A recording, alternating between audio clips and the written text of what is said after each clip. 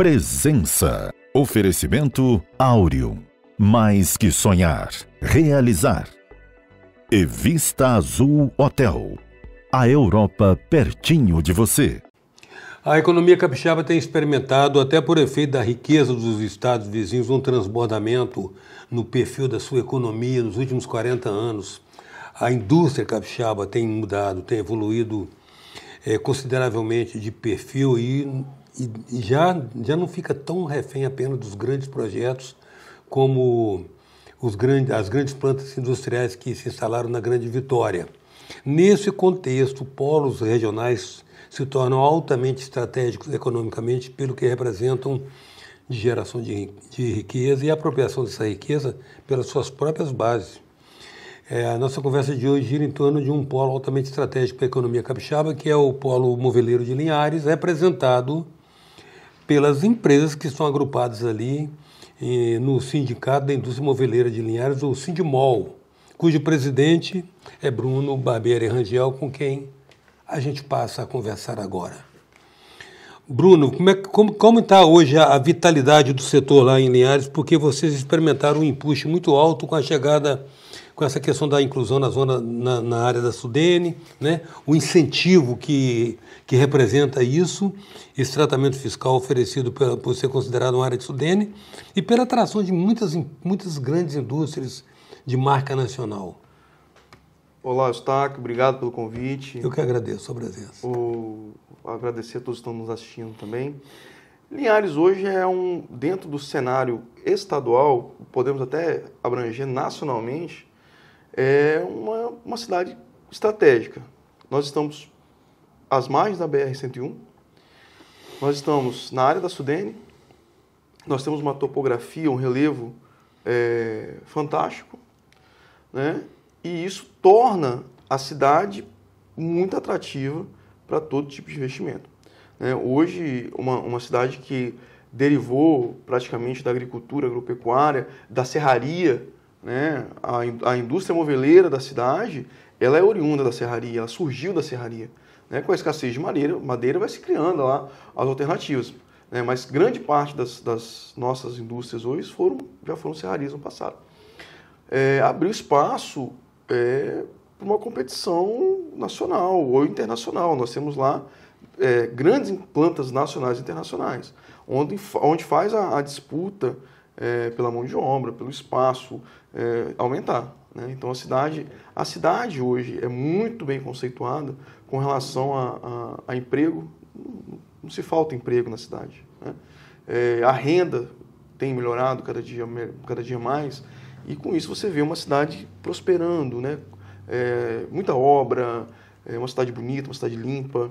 Então a gente tem acompanhado que no cenário nacional, no cenário estadual principalmente, Linhares se destaca por essa posição geográfica e está muito próximo aí da BR e os incentivos fiscais. Para empreendedores jovens como você, com essa visão de futuro, a autoestima está lá em cima da cidade. Então, a gente às vezes tem até que se controlar, né? Porque você imagina que você viu uma cidade que há 15 anos atrás, 20 anos atrás, tinha uma economia ainda natural de uma cidade do interior, né? Vamos lá, o comércio era muito forte. Baseado no comércio, agricultura. Então você vê todo dia se anunciar uma empresa nova, todo dia se anuncia, se abre uma empresa de 500 empregos, 1.000 empregos. Né? Então as oportunidades deixam de ser só do nosso segmento e abrange lá um mar de oportunidades. Né? Então eu acho que hoje a gente pode considerar a cidade como um mar de oportunidades. Lógico, né? Oportunidade e cautela andam juntas. Né? Então a gente acaba tendo que se conter um pouco, mas é uma cidade do mar de oportunidades e a gente tem feito bom proveito disso daí, até como empresário, como instituição, a gente busca tirar o maior proveito dessas oportunidades que estão acontecendo. Agora, o que você falou a respeito de emprego aí é música ouvida de qualquer administrador, né? Qualquer administrador público sonha com a possibilidade do lugar que ele administra gerar emprego, porque emprego significa renda, renda significa consumo, né? Você tem e consumo é sustentado pela renda que é gerada pelo emprego. Quer dizer, vocês inclusive estão enfrentando um problema, digamos assim, agradável, na medida em que de repente deve estar havendo até disputa extrasetorial pela mão de obra, né? Você imagina que uma cidade interiorana passa a receber multinacional e as empresas sobre a régua. Né? A nossa régua subiu. Nós tivemos que nos adequar. Né? E isso é bom. Isso é bom para a economia, isso é bom para o funcionário, isso é bom para o trabalhador. E, de certa forma, melhora a condição de vida local. Então, a gente melhorou com isso. A concorrência, que não está mais entre o comércio, não está mais entre a agricultura, não está mais entre a agropecuária, nós estamos brigando com o multinacional, nós estamos disputando o trabalhador com o multinacional. Então, nós temos que ser atrativo. Né? E ser atrativo, sabe que o tal do santo de casa faz pouco milagre ou nenhum, né? Costuma não fazer. Então, você ser atrativo sendo da casa, isso se torna muito complicado. O que a gente fez lá no sindicato, nesses últimos anos de gestão, que se encerra agora, inclusive, no próximo dia 26. Você vai passar a bola. Passo a bola agora dia 26. Sensação de dever cumprido. Não, com certeza. Uma diretoria maravilhosa, trabalhamos muito. Então, assim, o que a gente conseguiu, o que a gente trouxe? A gente enxergou que a indústria tinha ficado uma quinta opção, a indústria moveleira uma quinta opção do emprego, né? Porque tinha muito mais opções. Só que a comunidade linharense, a comunidade ainda enxergava a indústria moveleira como uma serraria, onde o trabalhador chegava de manhã e saía de tarde todo sujo, né? O risco de acidente era iminente. Isso mudou. A indústria moveleira hoje ela é tão tecnológica quanto qualquer indústria que esteja instalada em Linhares. Ela gera uma gama de oportunidade para o trabalhador, assim, algo inimaginável, porque nós mudamos. Né? As indústrias hoje cada vez produzem muito mais, com muito maior qualidade, com aplicação de mão de obra, com aplicação de tecnologia, tudo isso está inserido no nosso contexto. Então isso foi importante mostrar para a comunidade, olha, pessoal, a gente precisa dizer que nós nascemos aqui, somos criados aqui, mas a gente contribui para a economia, a gente contribui de fato para que a cidade continue crescendo, mas nós também geramos oportunidade. Então pode vir com a gente que não tem arrependimento não. O Bruno, um atestado de maturidade do setor quando é pelo nível de sindicalização. Você percebe que o empresário, o empreendedor, a gente tem trocado, recorrentemente, a gente está trocando a palavra empresário por empreendedor e empregado por colaborador. Parece mais adequado às relações que se pretende, capitalista, onde uma face gera emprego e outra ocupa o emprego que foi gerado, né? Então a gente percebe que há essa dinamização, ela, digamos assim, ela contribui muito para, por exemplo, vocês investirem na formação da aprendizagem. Vocês têm que qualificar a mão de obra de vocês. Aliás, vocês têm um desafio dentro do setor que vocês têm perfis diferentes de empreendedorismo, né? Você tem esse que incorpora alta tecnologia ou tecnologia intensiva e tem aqueles ainda que se remontam às tradicionais práticas da artística marcenaria. Nós estamos hoje, o sindicato está composto por 64 indústrias. Né? Dessas indústrias nós temos parte dela de autoprodução, a tecnologia empregada é muito maior, mas aí nós temos as marcenarias que demandam muito mais da mão de obra artesanal. O oficial marceneiro, né? Do ser humano, né? Porque a indústria ela já não tem mais o marceneiro, ela tem o operador de máquina. Ela tem uma máquina que corta bonito o design. Isso aí, a marcenaria não. A marcenaria precisa daquele ser humano que sabe fazer o cálculo da medida, que vai enxergar o ambiente e vai ver o que melhor se adequa, vai pegar um projeto de um arquiteto e consegue ler o projeto. Né? Então são perfis completamente diferentes. Né? O que a gente fez nessa última gestão, em termos de capacitação. Capacitação nunca é demais. Isso é uma escada sem fim. Isso é um horizonte. Permanente. Isso é um horizonte que a gente não vai chegar ao fim dele nunca. Nós passamos a pagar o trabalhador da indústria para estudar. Né? Pegamos lá boas formações, pessoas que a gente enxergava que tinha condição de seguir adiante. Trabalhava lá meio horário, o outro meio horário ia para o Senai. O trabalho dele era aprender. O trabalho dele era aprender, e com remuneração. Ele aprendia e aplicava, aprendia e aplicava. Nós estamos indo para o 3º ano já de formação de operador de máquina. Junto a isso, eu preciso formar o marceneiro oficial, que são paralelos, são diferentes, né? Uhum. Então, nós temos também a formação para o oficial, que isso aí já é de cadeia, já é da carteira do Senai, isso, desde sempre. Né? Então, nós temos ambos os cursos andando juntos hoje no Senai, em parceria com o Senai, que funcionou muito bem. Né? E conseguimos ter excelentes resultados. Né? Eu acho que a gente conseguiu um aproveitamento aí de 80% do que a gente colocou para estudar, já são operadores. Isso é empregar a tecnologia a seu favor. É trazer essa mão de obra mais jovem, que é ligada à tecnologia, que precisa... Vocês conseguem atualizar também, porque você falou a respeito dessa distinção clara entre as não seriadas artesanais e as que têm em tecnologia intensiva. Vocês conseguem trazer junto com a tecnologia também uma pegada de inovação no processo? Sim. A indústria modeleira, nos últimos, vamos falar em 15 anos, com a escassez da mão de obra, ela se modernizou demais. E com a necessidade de cada vez produzir mais e melhor, para ser competitivo, ter custo fixo dentro das realidades, isso evoluiu muito. Né? Então, a indústria em 15 anos evoluiu um nível de tecnologia que a gente jamais poderia imaginar que chegaria. Né? Nós já temos indústrias também voltadas para a marcenaria que já têm tecnologia bem avançadas, só que ainda é um passo longo, é uma realidade um pouco distante para a nossa sociedade. Vocês normalmente se voltam para o mercado estadual, nacional?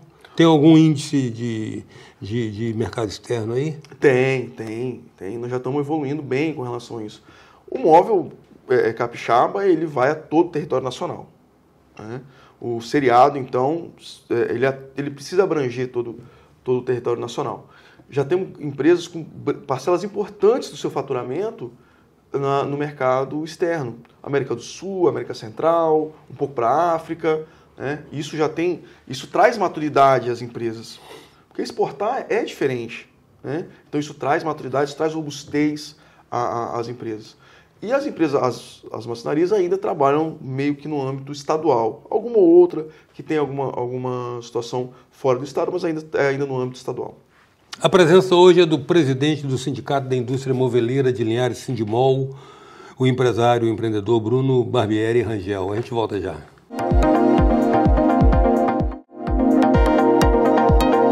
Voltamos com a presença do presidente do Sindicato da Indústria Moveleira de Linhares, o Sindimol, o empreendedor Bruno Barbieri Rangel.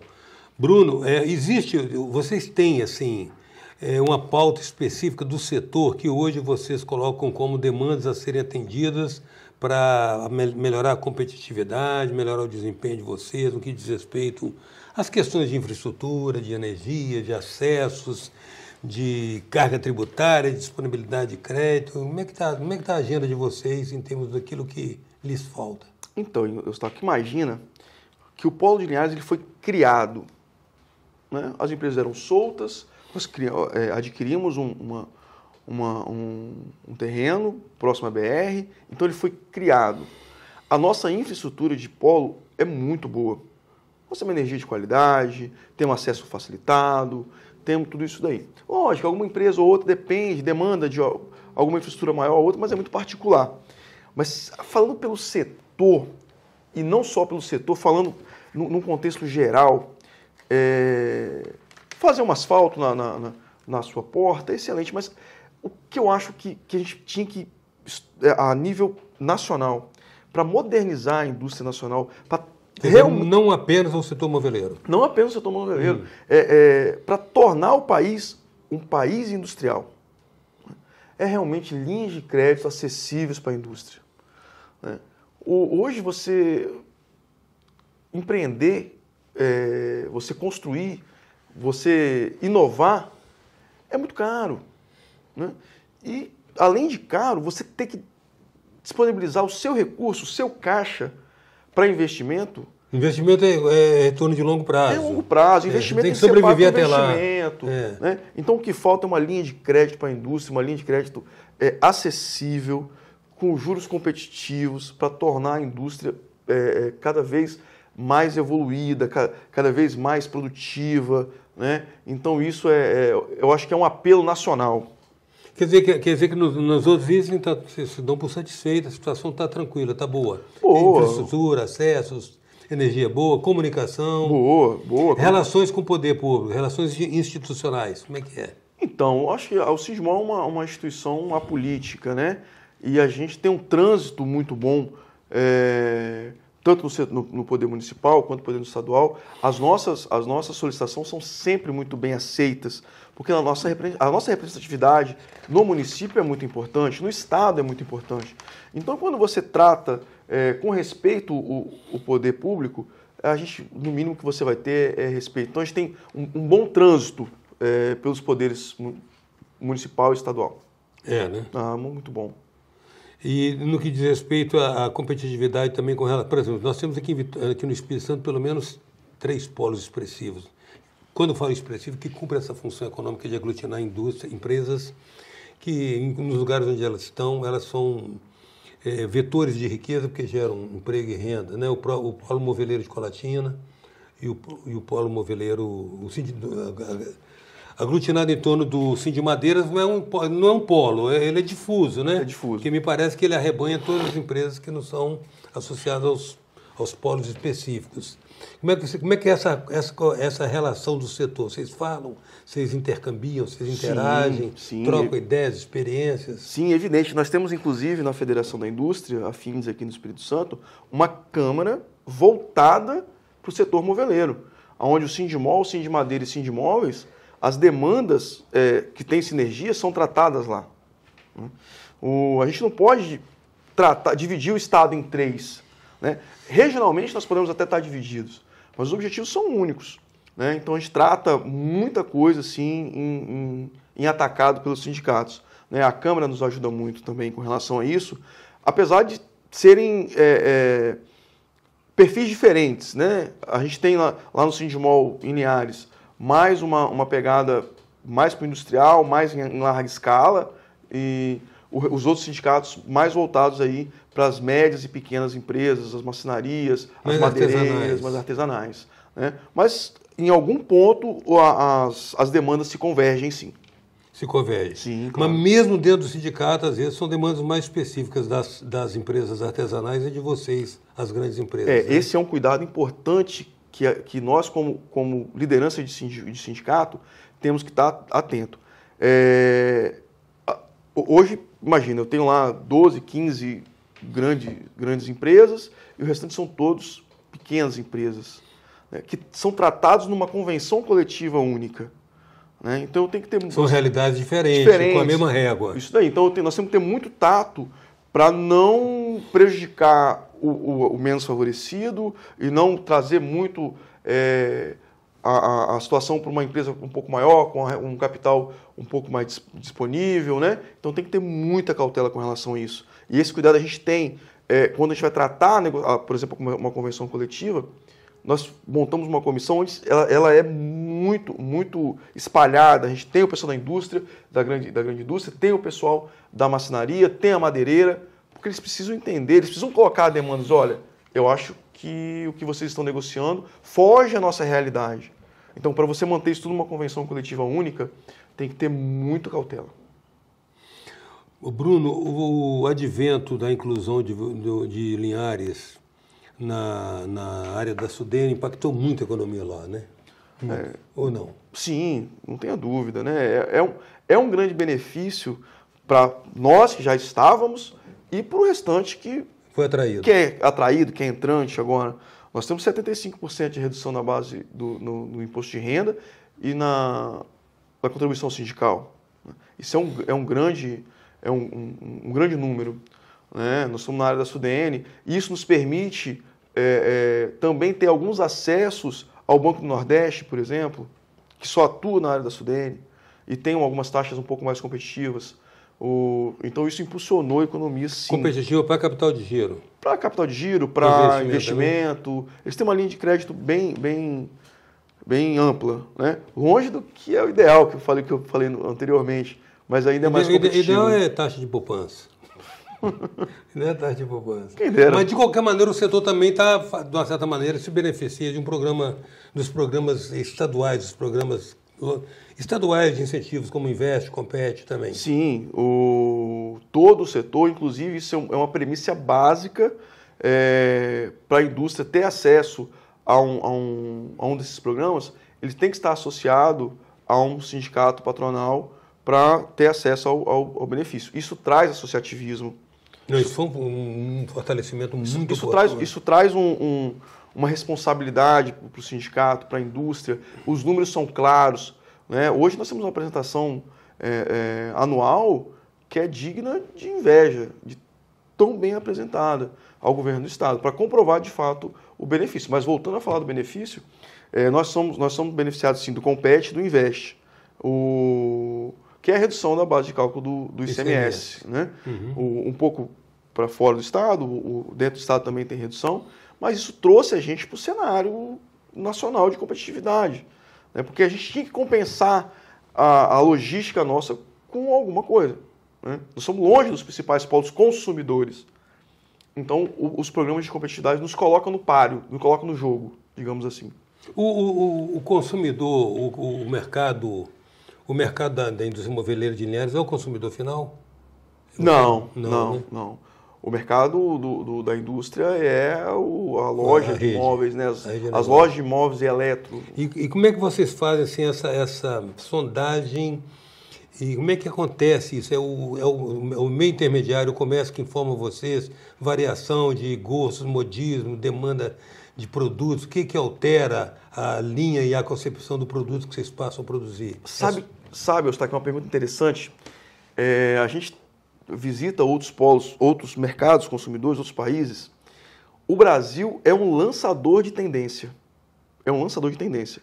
Então, assim, como nós produzimos muito, nós temos muita indústria que produz, então todo mundo quer sair à frente, quer ir adiante, nós somos um lançador de tendência. Mas o mercado, sim, o mercado sinaliza aquilo que o consumidor está em busca. Né? Sim. Um outro aspecto, assim, em tempo de ESG, Environment, governança, sustentabilidade, como é que é essa cultura de vocês com relação ao insumo principal, que é a madeira? Então, eu falei isso há poucos dias também, a madeira in natura, que se não for de reflorestamento, se não for de manejo, ela já não chega para a gente mais. Né? As grandes indústrias, até as marcenarias, elas são munidas de chapa de florestas renováveis, no caso eucalipto. Então hoje nós temos uma indústria aqui no Espírito Santo, inclusive, que nos fornece a chapa, ou o MDF, né, que é proveniente das indústrias, das florestas 100% renováveis, que é o eucalipto. Sim, placas, né? A Placas do Brasil, isso aí. Placas do Brasil era uma pedra cantada já há alguns anos pelo setor, né? A placa passeando do sul até aqui. Você imagina, aquilo que eu acabei de falar do imposto, né? O nosso principal, o nosso fornecedor mais perto estava a 1.000 e tantos quilômetros. Então eu tinha chapa pagando frete de 1.000 e pagando frete de 1.000 para voltar. Então nós tínhamos aí um valor flutuante em cima da BR, digamos assim, que nos deixava fora da competitividade dos principais polos. A Placas, assim como o imposto, a Placas do Brasil veio para nos colocar de fato no jogo. Isso, nós podemos considerar que a indústria moveleira no Espírito Santo existe a era antes placa e depois placas, né? Que realmente nos trouxe aí mais competitividade. O móvel 100% MDF ele é mais querido pelo consumidor, né? E isso também nos ajudou demais. Mas é mito ou a diferença técnica efetiva, uma diferença, né, efetiva no MDF e o MDP? O aglomerado, né? O velho aglomerado, agora é MDP. Então, são aplicabilidades diferentes, né? O MDP, o antigo aglomerado, ele é um móvel para corte reto. Cortou, vai passar uma fita de borda e vai pintar, furar e pintar. O MDF não, o MDF ele permite ser trabalhado, ser usinado, fazer borda, coisa que o MDP não nos permite. Então assim, eu consigo usar MDF no lugar do MDP e torno o produto mais nobre, porque realmente ele dá uma nobreza pelo peso, pela característica. Mas eu não consigo usar MDP no lugar do MDF na parte de usinagem, na parte de baular, essas coisas. Bruno, já encerrando, você falou que você estava encerrando agora o seu mandato. A gente sabe que empreendedorismo e associativismo são duas culturas determinantes da riqueza de um lugar. Onde você tem um forte espírito empreendedor e um forte espírito associativista, você tem unidades produtivas e unidades produtivas que se aglomeram na defesa de uma pauta comum. Como é que é? Você conseguiu formar sucessor? Houve disputa? Como é que foi essa história? Não. Lá a gente consegue fazer de uma maneira muito, muito sadia, né? A gente acha importante que todo presidente saia da última gestão, esteja presente na gestão anterior. Eu estive presente na gestão anterior, né? Eu era secretário de obras lá, então um diretor de obras, então fui a presidente. O meu sucessor agora chama Vitor Guidini, assume dia 5 o seu próximo triênio. Ele estava na minha diretoria, né? Ele fazia parte da diretoria com um diretor administrativo, né? Então é importante isso. E ele que dá aí os próximos 3 anos fica por conta dele. Ele pega o bastão. Pega o bastão. Associativismo é uma corrida de bastão. Cada um corre um tempo e passa a bola. Não que a gente deixe o sindicato, Sim, né? Mas a gente passa a observar um pouco mais por fora e é importante também, nós achamos importante que o presidente atual não faça parte da diretoria, para não fazer sombra ao próximo presidente. Eu tenho certeza que o Vitor está muito coerente com as ideias que a gente colocou, o planejamento foi feito junto, lá a gente não tem um presidente, né? Nós temos uma equipe, um colegiado, uma diretoria que a gente consegue evoluir e vai dar sequência muito bem, tenho certeza. Quero agradecer muito, Bruno, sua presença aqui.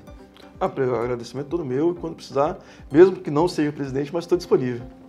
A presença hoje do presidente, ou como ele diria, do ainda presidente do Sindicato da Indústria Moveleira de Linhares do Sindimol, o empreendedor Bruno Barbieri Rangel. Até já.